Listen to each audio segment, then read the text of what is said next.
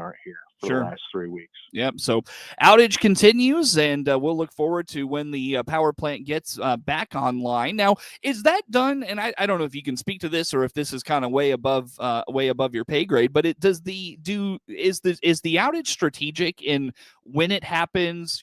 Coordinating with other plants, other energy companies to make sure, hey, we're taking down our plants, the grid is going to be short of whatever we produce. I mean, is there that kind of coordination that goes into it?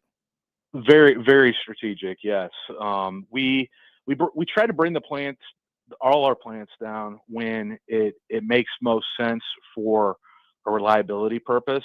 So it doesn't make sense to bring them down in the dead of winter or at the hottest point of summer. So we try to wait till the weather breaks and we get into the fall or spring time frame. That's when we have most of our outages. We want to make sure that the demand isn't like at its highest peak level when we do these.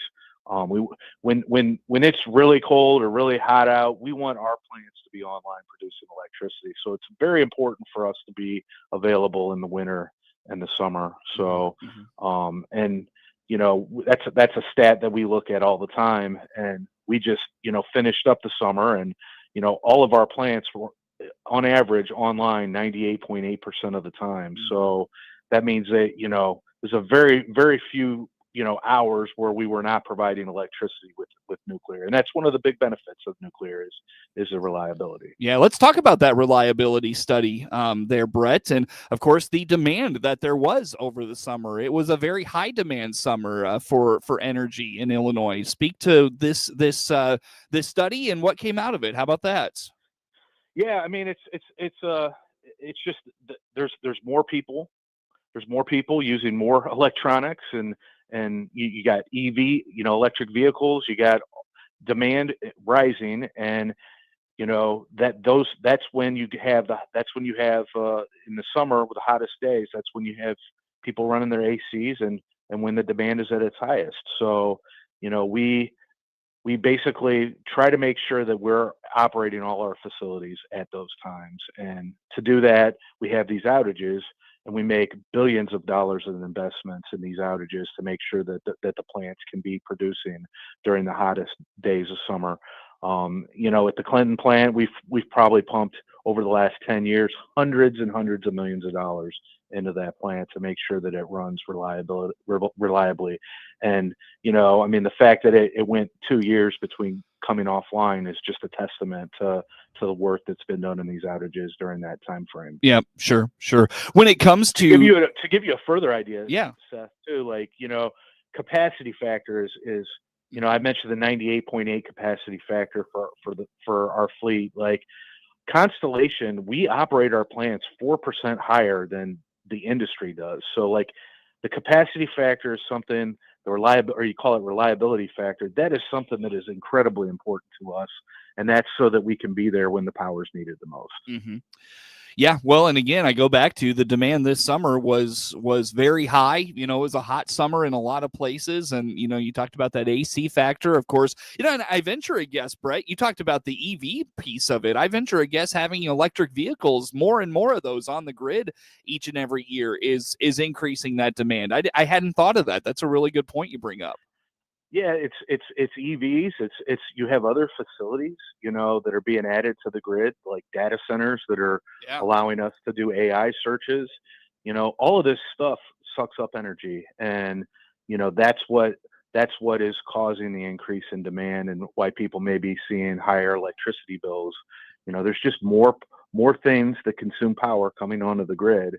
And we have to increase the amount of electricity we have in order to be able to get those prices to come back to normal levels. Yeah, and it's only going to get, the demand is only going to increase because, more and more and more AI centers, more and more electric vehicles, and the plants that produce those, and all those things are coming online in the years ahead. That demand is only going to increase. And I'll tell you, from a nuclear standpoint, Brett, you've got to be sitting there thinking nuclear needs to be a big piece in that because of its reliability, because of its clean, all those things. Speak to that a little bit. Yeah, I mean, we know that AI is coming. I know a lot of people maybe don't understand AI, but you're not going to stop it. It's coming. Like, so, like it's happening in China, it's happening in Russia. Like, we want America to be the best when it comes to AI, on the cutting edge, state of the art. So it's happening, and we're going to need nuclear power.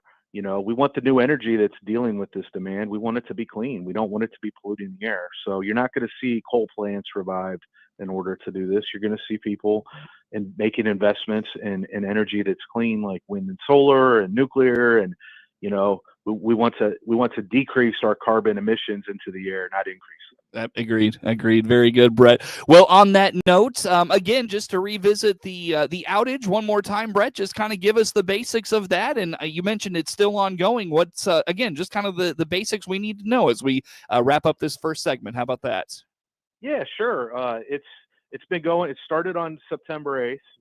We have folks there working really hard right now to make sure that the unit can come up soon. I can't tell you exactly when, because that would be getting into competitive market information, but it will be coming up at some point and in the very near future.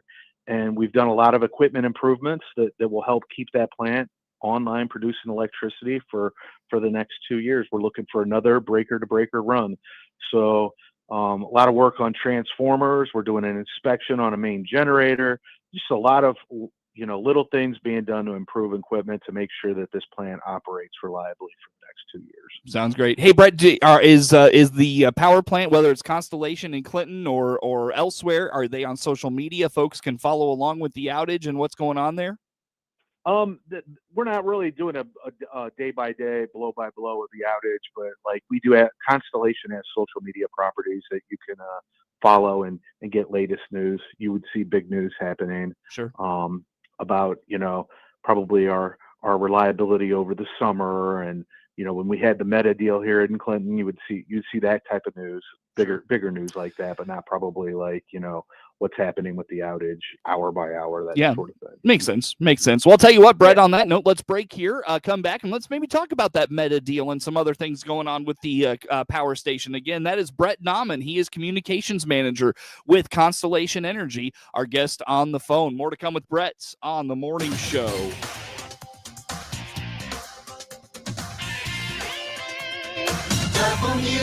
WHOW.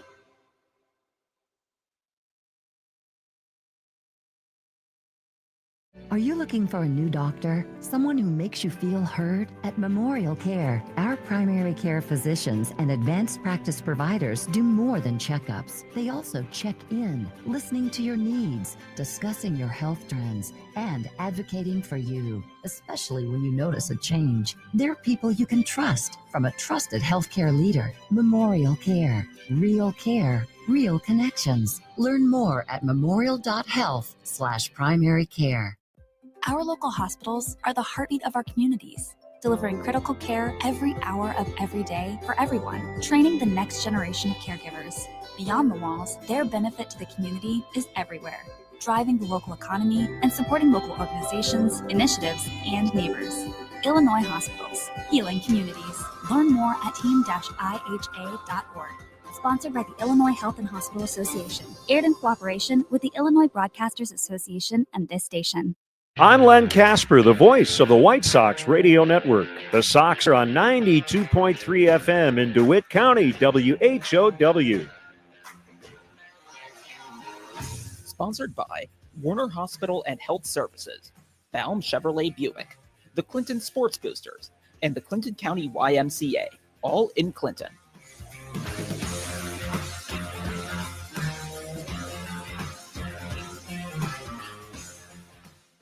Make this school year their strongest yet. Book your child's back to school or sports physical today at SIU Center for Family Medicine in Lincoln. Keep them healthy, focused, and ready for success. Find out more by clicking their icon at DeWittDailyNews.com. DeWittDailyNews.com is the area's leading local news source 24 hours a day, 7 days a week. Get the latest local news, obituaries, police blotter, weather forecast, and more with no paywall. Head to DeWittDailyNews.com to get the local information you need to know. Your friend in Central Illinois, WHOW. Once again, a good morning. Thanks for being with us. I'm your host today, Seth Lawrence. The WHOW Morning Show streams to Facebook and YouTube, brought to you by Peterson Insurance, your Pekin Insurance agent in Clinton. Brett Nauman, Clinton Power Station, Communications Director at Constellation Energy. And Brett, you mentioned, kind of teased it there at the end of the first segment, the Meta deal. Of course, it's been a few months since this was announced, but just give us the framework, remind us what this was, what it was all about. Yeah, sure, Seth.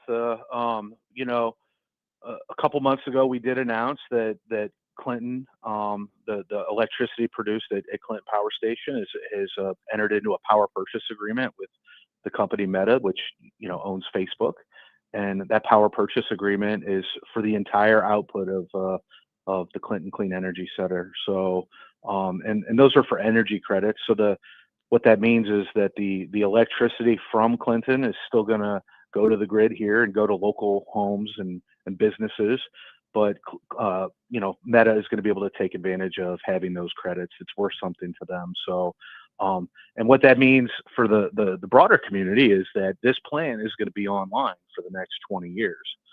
So you and I both know 10 years ago we were talking about bringing this unit, shutting it down and these jobs all going away. And that would have been terrible for Clinton and DeWitt County if that were to happen, since we're the largest employer in the area.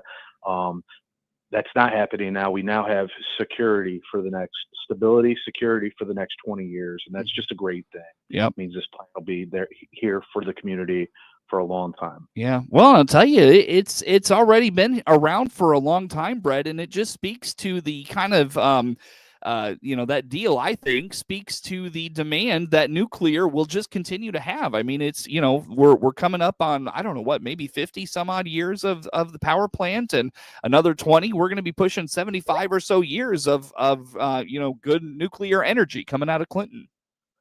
Yeah, that's right. Our first 40-year license expires in 2027. So that'll be 40 years of operation, and then we'll be hoping that the NRC approves a license extension for another 20 years.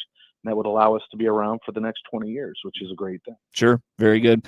Very good. Now, with the Meta deal, and you could speak to this further, because it's the power station and its employees has always been involved in the community, but there's a commitment for community involvement with that deal. How about that, Brett? And just, again, kind of the ongoing commitment from Constellation in that realm.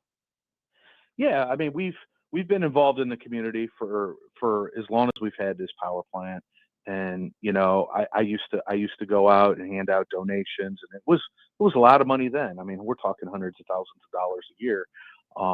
But with this new deal with Meta, there's a commitment by Constellation to spend $1 million in charitable giving to local nonprofits over the next 5 years. So we'll be boosting that up, and that is, people will see that in the community. It'll lead to some great work being done with local charities. I know the YMCA is looking at doing some new building structures there, so we're going to be involved in that. And the 4-H, DeWitt County 4-H is going to be getting some benefit from this as well. So there'll be a lot of great things happening in the community because of this deal. It's not just the fact that the power plant's going to be around for another 20 years. It's going to be around, and it's going to be serving the community, helping to improve the area. Sure. And I know your employees also, help out with things. I think of the Kiwanis Park when it was the wooden structure. Actually, they just reopened it last night. But when it was the wooden structure, I know there were a lot of employees that helped kind of reshape that and restore it, and just a lot of hands-on work that your employees have done over the years. Yeah, I mean, every year we try to have a couple volunteer work days at the plant, and we'll go out to the parks, and I know we had that park with all wooden structures where we would go out and try to make it safer every year so that children wouldn't get hurt playing on it. So do stuff like that. We go out, we clean up the trails at Weldon Springs and stuff, just always doing different things like that in the community. Volunteering at the vault all types of stuff to just make a difference. We're not trying to just work here. We're trying to make the community a better place as well, be a good neighbor. That's a great spot there, Brett. I'll tell you what, let's wrap up on this note. Employees, the skilled labor that you need at the power plants. I know skilled labor is hard to come by these days. There's really a call out there for young people to get into those trades. Just kind of speak to your employee base out there, and I guess what all how many employees you need to operate the plant, not just in shutdown times, but normal times. How about that? Yeah. So in normal times, we have about 530 people that work at the power plant, and they, we have really great people. What's been happening in recent years is, the same people that help open this plant have worked at the plant for 30 years. They're starting to retire and, sail off into the sunset and, go enjoy their final years. Well, it's leading to a lot of job openings. So there are openings at the plant that continuously come up. It's a great place to work. I'd encourage people locally to look at the job board for that power plant. And, there's just a lot of opportunity there. So we have really good employees that work at the plant, a lot of skilled labor people that are from local 51 Union Hall. So we're talking about carpenters, we're talking about, steam fitters, pipe fitters, electricians. And then when we do these outages too, Seth, we bring these folks in too, to do work as well. The skilled labor, carpenters, pipe fitters, steam fitters, all that stuff. So sure, it's something that is in high demand right now, and we're glad to be part of it and to be contributing to it. Very good. Well, on that note, Brett, we'll let you go for the day. Appreciate your time as always. Brett Nauman, Communications Manager for Constellation Energy, our guest on the phone. More to come on the morning show.